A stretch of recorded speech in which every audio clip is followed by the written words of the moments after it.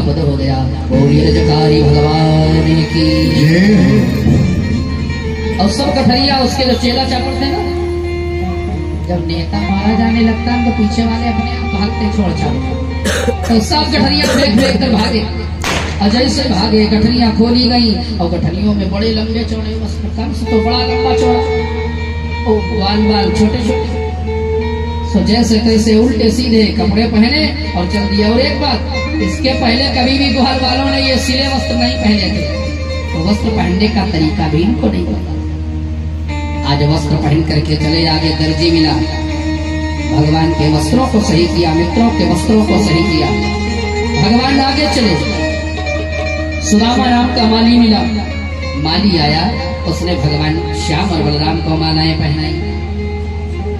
ये जो सुदामा नाम का माली है ना, ये कुबेर के बगीचे का माली है। एक बार इसने पुष्प सोम करके भगवान कुबेर की डगिया में रख दिया कि पूजा करेंगे। कुबेर जी ने साफ दे दिया, तो धरती पर माली का काम करेगा, इसीलिए पुष्प को सोम करके नहीं चढ़ाना चाहिए। फिर भगवान ने जब इसका कल्याण किया तो इसे वरदान दिया कि तुम्हारे घर में रखे हुए पुष्प कभी बासी नहीं होंगे।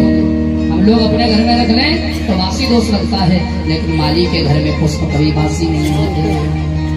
भगवान आगे चले, सामने से एक 3 जगह से टेढ़ी एक नारी आ रही है, हाथ में एक कटोरा है। भगवान ने उसे कहा, सुंदरी। जरा सोचो, जिसने कभी अपने लिए सुंदरी शब्द ना सुना हो तो उसे कैसा लगेगा। पहले तो आश्चर्य हुआ और फिर सोचा कोई हमसे मजाक कर रहा है। तो जैसे ये मन में सोचा, बाबा दिखते हैं। वह स्त्री पास में आई, भगवान ने पूछा, आप कौन? तो उस स्त्री ने कहा कि दास्यस्म्यहं भुवन सुंदर कंस सम्मता तिवक्र नामा। जैसे कहा तिवक्र नामा, अर्थात मेरा नाम पूजा है, मैं कंस की दासी हूँ और चंदन लगाती हूँ महाराज कंस को। भगवान ने कहा, क्या मुझे मिलेगा? क्यों नहीं प्रभु। आज भगवान के और बलराम जी के मस्तक पर चंदन लगाया, सभी ग्वाल वालों को अंगराग प्रदान किया। भगवान ने उस कुबजा को जो 3 जगह से टेढ़ी थी, उसको एक झटके में सीधा कर दिया। और जैसे ही भगवान ने सीधा किया है, ऐसा लग रहा है वो 16 वर्ष की कोई कन्या बन करके समक्ष प्रस्तुत हो गई। ये चिकित्सा पद्धति है। अब जरा सोचिए, हमारे देश की चिकित्सा पद्धति कितनी अद्भुत थी। भगवान शंकर ने 2 ट्रांसप्लांट किए, किस नाम से? एक गणेश जी का सिर और एक दक्ष का सिर, और दोनों फुल सक्सेस, पूर्ण रूप से उन्हें सफलता मिली। 283 प्रकार की चिकित्सा पद्धतियां हैं हमारे यहाँ, और ये शल्य चिकित्सा न अन्य सब चिकित्साओं का नियम है। श्री सूत जी कहते हैं, सौनकादिकों, आज भगवान ने जो 3 जगह से टेढ़ी कुब्जा थी उसको सुंदर बना दिया। भगवान आगे चले हैं, मथुरा की अट्टालिका पर खड़ी होकर के मथुरा की नारियां भगवान पर पुष्प वर्षा कर रही हैं। जय हो जय हो का सर्वज्ञायमान हो रहा है। मथुरा के व्यापारी आए, भगवान का स्वागत कर रहे हैं। अच्छा, ये जो व्यापारी होते हैं ना भैया, ये भी बहुत बड़े मौसम वैज्ञानिक होते हैं। आप कहोगे कैसे? ये जान जाते हैं किसकी सरकार आने वाली है, किसकी जाने वाली है, क्योंकि वर्तमान सरकार के साथ मिलकर के रहोगे तो इनकम टैक्स की रेट नहीं पड़ेगा। और अगर थोड़ा भी इधर उधर हाथ पांव मारे तो दूसरे दिन पूरे घर की तलाशी शुरू, दीवारें तक खोद डाली गई। महाराज, आज मथुरा के व्यापारियों ने भगवान का स्वागत किया। भगवान आगे चले हैं, आगे धनुष यज्ञशाला में धनुष एक काष्ठ पीठिका पर विराजमान है।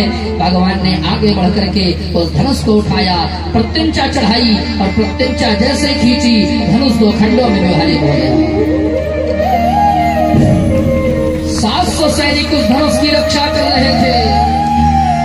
सैनिकों ने भगवान पर प्रहार किया और जैसे ही प्रहार किया तो बलराम जी ने धनुष का एक टुकड़ा लिया, श्याम जी ने धनुष का एक टुकड़ा लिया, युद्ध किया, समस्त सैनिकों का संहार कर दिया।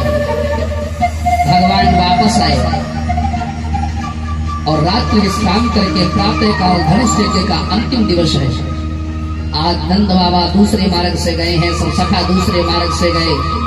श्याम और बलराम जिस प्रमुख मार्ग से जा रहे हैं राज दरबार की ओर, उस मार्ग पर कुमलिया पेड़ नामक हाथी खड़ा है। इस कुमलिया पेड़ हाथी के तो 1000 हाथियों की ताकत है और ऊपर से मदिरा पिला दी गई। अब सामने कुमलिया पेड़ को देख करके भगवान ने कहा, मामा महावत अपने हाथी को हटाओ, हमें भी जाने दो। आज महावत ने कहा, लाला हमने सुना है तुम बड़े बलवान हो, तुमने पूतना मारी, सबकासुर, तृणावर्त, अघासुर, प्रलंबासुर, बकासुर, वत्सासुर जैसे बड़े बड़े राक्षसों का संहार किया, जरा हमारे हाथी को भी तो हटाओ, देखिए तुम कितने बलवान हो। भगवान ने एक मुष्टि का प्रहार किया और कुमलिया पीड़ का प्राणांत हो गया। बोलिए कुमलिया पीड़ारी भगवान की जय हो। एक एक दांत उखाड़ लिया श्याम और बलराम ने कंधे पर रखा, यज्ञशाला में प्रवेश किया। और जैसे यज्ञशाला में प्रवेश किया तो कंस बड़बड़ाने लगा, इसे बंदी बना लो, इसे मार डालो, इसे पकड़ लो। अब कंस की कौन सुने, तब तक मुष्टिक, चाणूर, सल, तोसल ये बड़े बड़े पहलवान आ गए। इन्होंने भगवान को मल्ल युद्ध के लिए ललकारा। चाणूर आया, चाणूर ने कन्हैया से कहा, लाला युद्ध हो जाए। भगवान मुस्कुराए, वाह भाई वाह, शर्म नहीं आई तुमको, हमारी तुम्हारी कोई बराबरी, युद्ध हमेशा बराबर वालों में होता है। चाणूर ने कहा, महाराज बड़े होशियार हो, सही कहते हो, हमारी तुम्हारी कोई बराबरी नहीं। कहा आप त्रैलोक्याधिपति, बलवानों के बलवान, अपने तो बलशाली हैं आप और हम साधारण हैं। और महाराज निवेदन है आपसे। कहा क्या? आपसे युद्ध करने में हमारा ही फायदा है, आपका फायदा नहीं। कहा वो कैसे? कहा कि अगर कहीं आपने हमको मार दिया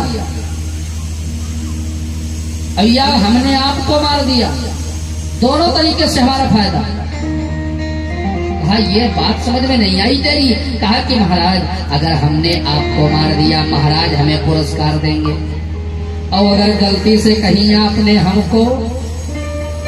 आपको मारा तो महाराज पुरस्कार देंगे, और आपने हमको मारा तो आप हमें वैकुंठ प्रदान करोगे, इसलिए लाभ हमारा ही है प्रभु।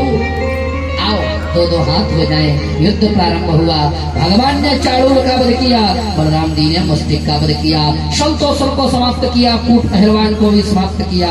भगवान ने बड़ी लंबी छलांग लगाई, बड़ी ऊंचाई पर कंस बैठा है, कंस के सिंहासन तक पहुंच गए भगवान। कंस के केसों को पकड़कर और कहा, मामा कंस, जिस देवकी के केसों को पकड़ करके तुमने उसे अपमानित किया था, आज उसी देवकी का 8वां लाल तेरा काल बन करके तेरे सामने खड़ा है। एक मुष्टिक का प्रहार किया, कंस का प्राणांत हो गया। बोलिए कंसारी भगवान की जय हो। कंस के 8 भाई थे, वो भी आए, बलराम जी ने उनका भी संहार कर दिया। और कंस के शरीर को घसीटते हुए भगवान ने यमुना के एक घाट पर मथुरा में विश्राम किया। तब से उस घाट का क्या नाम है? विश्राम घाट। आज भी उसका नाम है विश्राम घाट। आज कंसवध के पश्चात शीतल मंद सुगंध वायु बहने लगी, आकाश से पुष्पों की वर्षा होने लगी, जय जयकार होने लगी, गंधर्व गायन करने लगे, देवांगनाएं नृत्य करने लगी, अप्सराएं नृत्य करने लगी, आकाश से पुष्पों की वर्षा हो रहे, ऋषि मुनि वेद मंत्रोच्चारण करने लगे। आज अद्भुत वातावरण उपस्थित हो गया। समस्त मथुरावासी जयकार करने लगे, जय हो का स्वर गुंजायमान हो रहा है। महाराज श्री सुखदेव जी कहते राजा, भगवान ने अहंकार रूपी कंस का वध किया और मथुरा रूपी हृदय को पवित्र किया। मथुरा क्या है? हृदय में अगर कंस रूपी अहंकार बैठा है तो कन्हैया के आने पर ये इसको समाप्त होना होता है, तब ये पवित्र होता है। आज भगवान श्री श्याम सुंदर ने अपने नाना उग्रसेन को कंस के कारागार से मुक्त कराया, उन्हें राजा बना दिया। देवकी वसुदेव को कारागार से मुक्त कराया है। और एक दिन की बात है, नंद बाबा ने कहा, लाला अब चलो बहुत दिन हो गए यहाँ, मैया तेरी रास्ता देखती होगी, तेरी गैया तेरा और तेरी प्रतीक्षा करती होंगी। आज श्री सुखदेव जी ने कहा, जैसे नंद बाबा ने कहा लाला वृंदावन चलो, तो भगवान ने बड़ी निष्ठुर भाव से कह दिया, बाबा एक काम करो, आप आगे आगे चलो, हम पीछे से आते हैं, यहाँ कोई काम है थोड़ा सा। नंद बाबा को ये उम्मीद नहीं थी कि कन्हैया ऐसे कह देगा, लेकिन आज जैसे नंद बाबा ने सुना और मन में विचार किया, लगता है कन्हैया बड़ा हो गया, ये अपने निर्णय स्वयं लेने लगा। कोई बात नहीं लाला, तुम्हें जब अच्छा लगे, जब तुम्हारा मन आए, तब वृंदावन के दरवाजे, नंद के दरवाजे तुम्हारे लिए खुले हैं, आना जरूर, जल्दी आना। अब सब सखा बार बार पीछे पलट पलट करके देखते हैं, कन्हैया को हम सब की याद आ जाए तो साथ में चला चले। लेकिन भगवान एक बार जिसको और जो जगह छोड़ देते हैं, दोबारा वहाँ जाते नहीं। वृंदावन भगवान दोबारा नहीं गए। गोपियों का भाव देखिए, गोपियां भी चाहती तो वृंदावन से मथुरा ज्यादा दूर नहीं है, चली जाती, रोज जाती, कन्हैया से मिल के आती, लेकिन भगवान से मिलने के बहाने भी नहीं गई, कोई बहाना भी नहीं ढूंढा। अगर दही बेचने जाती थी तो दही बेचना भी बंद कर दिया, इसलिए माखन बेचना, दही बेचना बंद कर दिया, क्योंकि दुनिया के लोग कहेंगे ये गोपियां दही बेचने का तो बहाना ढूंढ करके मथुरा में कृष्ण से मिलने जाती हैं। ये गोपियों का प्रेम है, ये विशुद्ध प्रेम है। श्री सुखदेव जी कहते राजा, भगवान श्री श्याम सुंदर को उज्जैन में सांदीपनी ऋषि के आश्रम में भेजा गया। वहां विद्या करके सुदामा नाम के ब्राह्मण से मित्रता करके पुनः मथुरा वापस आते हैं। एक दिन की बात है, भगवान कन्हैया अपने भवन की अट्टालिका पर खड़े हैं और अट्टालिका पर खड़े होकर के वृंदावन की ओर निहार रहे हैं। और जैसे वृंदावन की ओर देखा, उन्हें मैया की, गैया की, ब्रजवासियों की, सखाओं की याद आ गई। सोच रहे कि परसों की कह करके आया था, बरसों हो गए और आज तक मैं वृंदावन नहीं गया। और आकर के अपने घर में बैठ गए और आंखों से आंसू बहने लगे, सिसक सिसक करके भगवान रोने लगे हैं। तब तक भगवान के एक मित्र हैं जिनका नाम है उद्धव।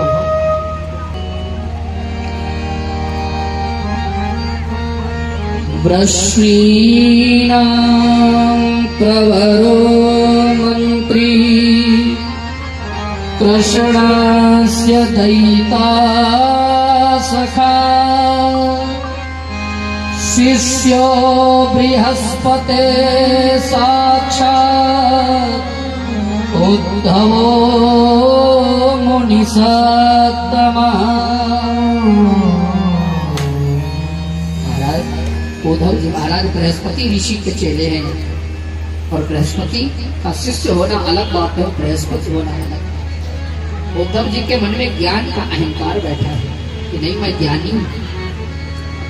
सब उद्धव जी आए, मैया देवकी ने कहा लाला तेरा मित्र आज रो रहा है, जरा उसे जाकर के समझाओ।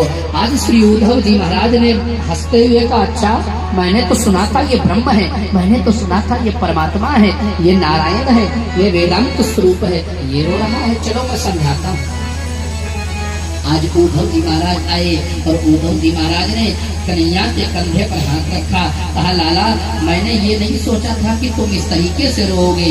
तो आज भगवान कहते हैं उद्धव जाओ जाओ। आज उद्धव जी महाराज को भगवान निवेदित करते हैं और कहते हैं नंद और जसोमती के प्रेम भगे पालन,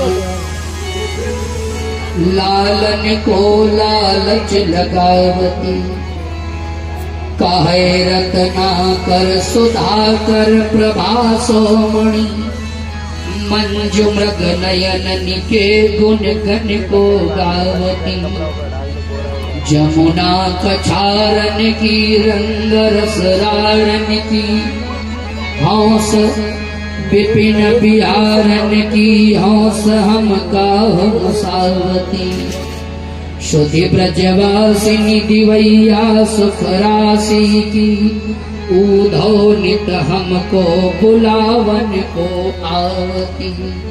ऊधो हमें ब्रजवासियों की याद आती, गैया की मैया की याद आती। बोले मैया की क्यों? कहा कि मैया कभी भी भोजन की थाली में माखन नहीं रखती थी, बल्कि माखन और मिश्री को अपने हाथों से मुझे खिलाती थी, इसलिए मुझे रह रह करके मैया की याद आती। इसलिए उद्धव हमारा ये पत्र लो और पत्र ब्रजवासियों को दो जा करके और उन्हें ज्ञान की बातें सिखाओ। अब उद्धव तो चेले ढूंढ रहे थे, कुछ चेले मिल जाए उन्हें ज्ञान की बातें बताएं। उद्धव को ज्ञान का अहंकार है, सो उन्होंने सोचा ये गोपियां अनपढ़ हैं, गंवार हैं, पढ़ी लिखी नहीं हैं, कभी गुरुकुल में नहीं गई, इसलिए इनको ज्ञान देंगे जाकर। जरा देखना, एक पढ़ा लिखा जो सोचता कि मैं पढ़ा लिखा हूं, मैं बृहस्पति का शिष्य हूं और मैं इन गोपियों को ज्ञान दूंगा। गोपियां कैसे मिलती है उद्धव से, देखना जरा आगे कथा में। श्री उद्धव जी महाराज ज्ञान की कठरी लिए और भगवान ने उद्धव से कहा ये पत्र लो और अपना पीताम्बर पहनाया और अपनी माला पहना दी। माला पीताम्बर इसलिए